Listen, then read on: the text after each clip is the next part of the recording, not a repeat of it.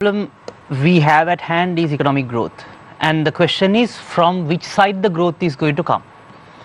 In my view, it is through trade and mainly through productivity.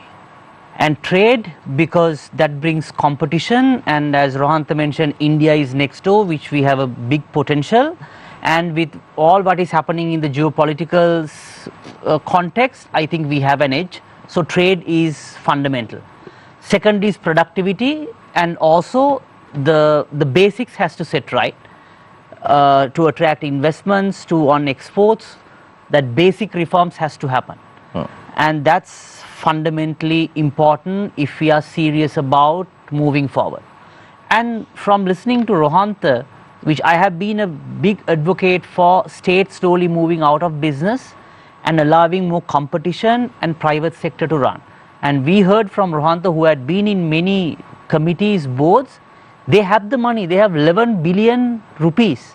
So money is not the problem, but still we are finding it difficult to run a campaign. I think because of the inherent structure of the government.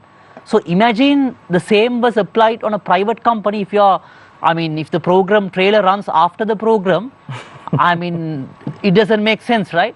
So same way, if the government starts running business, you heard what is going to happen from Rohantha. The tourism season is now, it's off season and the season is coming up. You are still trying to figure out who are your partners. The same thing will happen when the government starts running business. And that's given, because you cannot really make those decisions faster.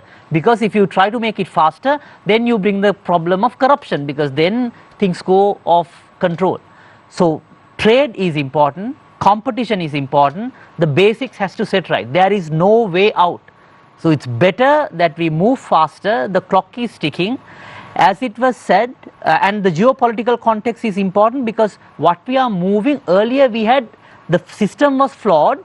There was issues in the system, but now it's moving for more transactional sort of a geopolitical context, with Trump making a lot of decisions.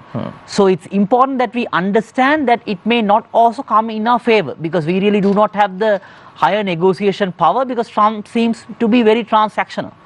And when you go on more transactional basis, again that corruption element can come in, because it's not the rule-based system.